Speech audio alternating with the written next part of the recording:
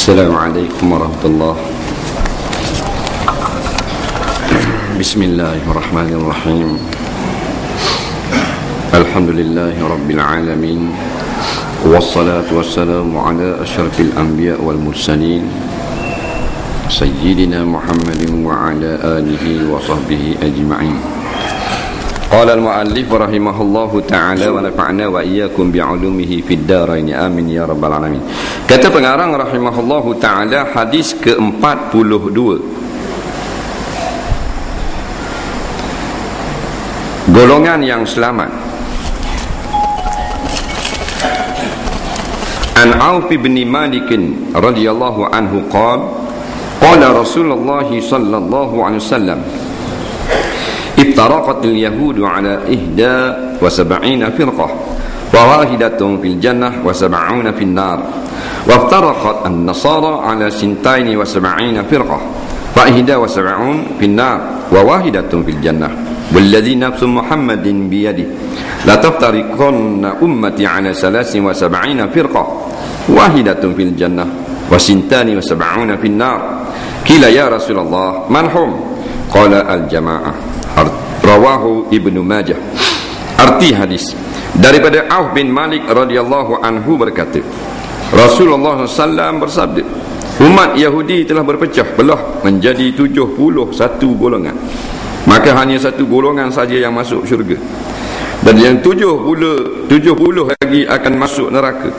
Umat Nasrani telah berpecah belah menjadi 72 golongan, maka 71 golongan masuk neraka, dan hanya satu golongan saja yang masuk syurga.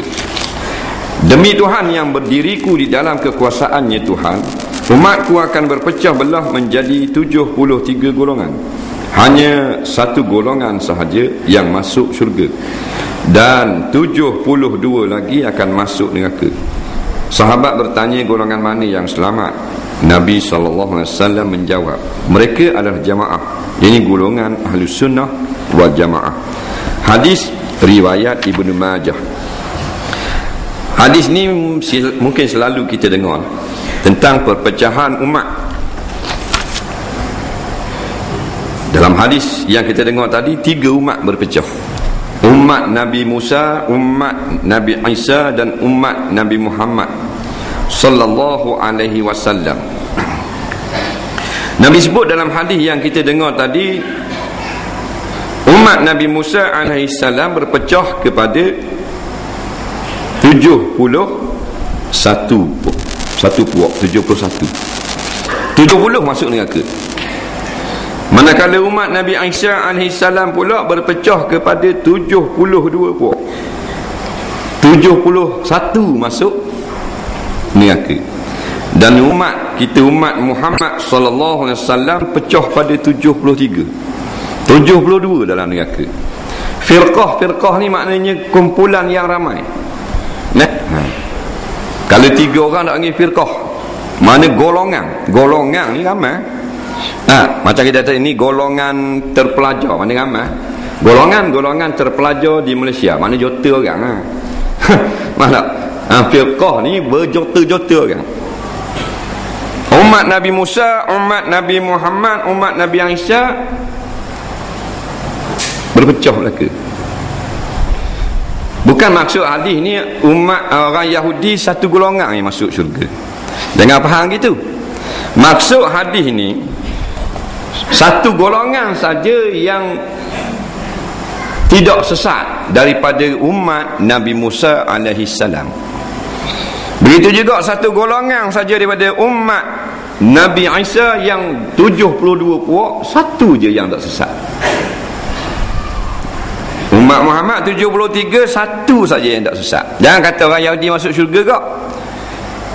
Kata orang Yahudi masuk syurga kak, dengar orang ngajar madang. Nah, padahal Yahudi Nasrani kafir. Dan maksud dalam ni, maksud di sini umat Nabi Musa, maksudnya Yahudi lah. Bukan agama Yahudi masuk syurga. Yang masuk syurga Islam Dan apa maksud? Maksudnya hanya Islam masuk syurga. Dan tu umat Nabi Musa hak Islam lah, hak masuk syurga. Dah 72 lagi kafir. Masuk neraka. Umat Nabi Isa hak Islam saja. Nabi Islam lah ke? Islam betul kan Hadari? Nabi-nabi. Semua Nabi daripada Adam sampai ke Nabi Muhammad SAW, 124,000 orang Nabi, 315 orang Rasul, semua Muslim. Ada orang di salah dia kata umat Nabi Isa telah membelakangkan kitab Injil, mereka tidak lagi berpegang dengan ajaran Kristian yang dibawa oleh Nabi Isa. Salah. Nabi Isa bukan bawa ajaran Kristian. Nabi Isa bawa Islam.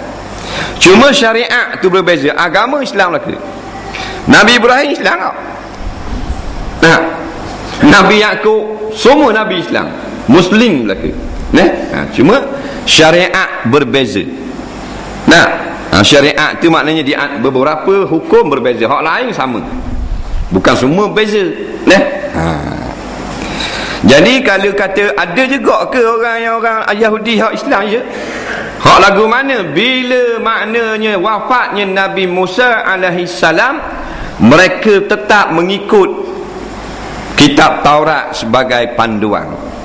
Tu orang Islam. Dah kafir bila Nabi Musa wafat, ditukar-tukarnya kitab Taurat, kemudian orang ikut kitab Taurat hak tukar tu. Tu kafir. Hak tu ahlul kitab min Bani Israel. Dah hak tak tukar, hak tak setuju, tak mau ikut kitab Taurat hak tukar, hak pindah nak pakai Taurat hak Nabi Musa juga, hak tu Islam.